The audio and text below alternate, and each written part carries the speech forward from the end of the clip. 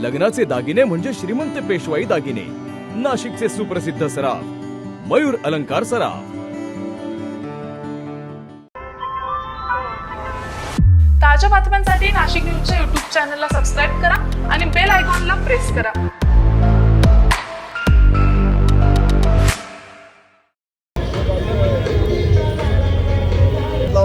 हात लावा।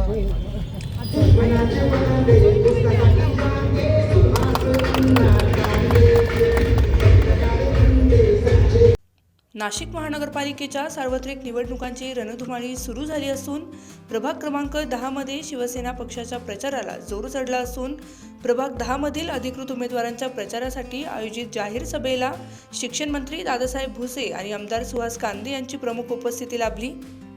शिवसेना पक्षाच्या वतीने प्रभाग क्रमांक 10 मध्ये जाहीर सभेचे आयोजन करण्यात आले होते। या सभेमध्ये अरुणजी निंबाजी घुगे, इंदुबाई सुदाम नागरे, पल्लवीताई स्वप्नील पाटील आणि नंदू भागीरथ जाधव यांच्या प्रचारासाठी उपस्थित कार्यकर्ते आणि नागरिकांनी उत्स्फूर्त सहभाग नोंदवला। यावेळी सुहास कांदे यांनी आपले थोडक्यात मनोगत व्यक्त केले।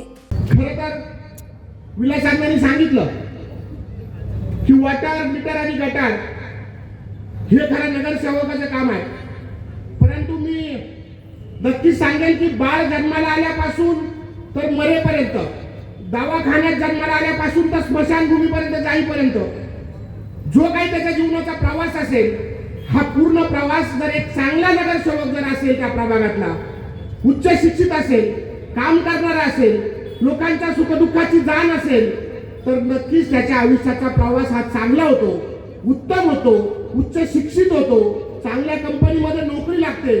म्हणून मी आपल्याला नम्र विनंती करेन की जर शहराचा विकास करायचा असेल आणि शहराचा विकासाचा जर पाठीचा काना कोणी असेल तर तो नगर विकास मंत्री असतो।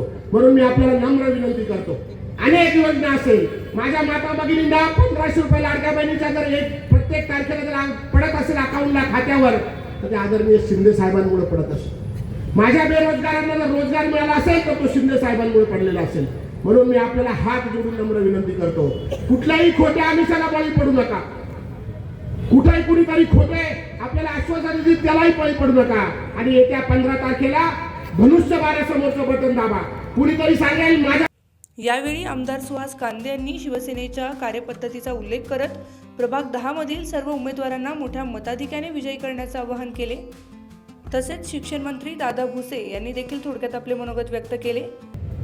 प्रभाग क्रमांक 10च्या चारी उमेदवारांना एक क्रमांक मिळालेला आहे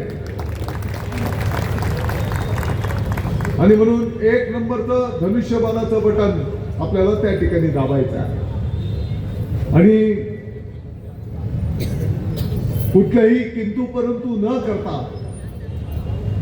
अमुक धमुक कुठलाही मतभेद न ठेवता चारीच्या चारी उमेदवार पॅनल टू पॅनल मतदान करून आपल्याला धनुष्यबाणाला त्या ठिकाणी निवडून आणायचे आहे। माननीय उपमुख्यमंत्री महोदय एकनाथजी शिंदे साहेबांकडेच नगर विकास विभाग आहे आणि म्हणून या प्रभागाच्या विकासासाठी जेवढा निधी आपल्याला अपेक्षित असेल तेवढा निधी माननीय एकनाथजी शिंदे साहेबांच्याकडे आम्ही सर्व पदाधिकारी विनंती करू आणि तो निधी त्या ठिकाणी उपलब्ध करून देऊ आणि या भागाच्या सर्व समस्या सोडू, एवढंच मी या निमित्ताने सांगू इच्छितो।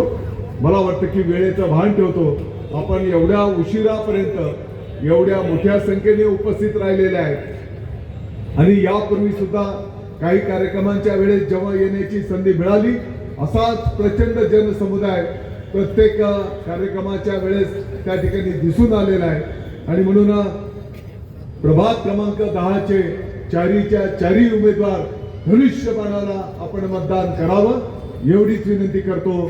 जय हिंद। दरम्यान शालेय शिक्षण मंत्री नामदार दादासाहेब भुसे यांनी आपल्या मनोगतातून शिवसेनेच्या नेतृत्वाखाली नाशिक शहराचा विकास अधिक वेगाने होईल असा विश्वास देखील व्यक्त केला। या जाहीर सभेमुळे प्रभाग क्रमांक 10 मध्ये शिवसेनेच्या प्रचाराला नवे बळ मिळाल्याचे चित्र पाहायला मिळते। Bureau report, Nashik news, Nashik. ताज्या बातम्यांसाठी नाशिक न्यूजच्या YouTube चॅनलला सबस्क्राईब करा आणि बेल आयकॉनला प्रेस करा।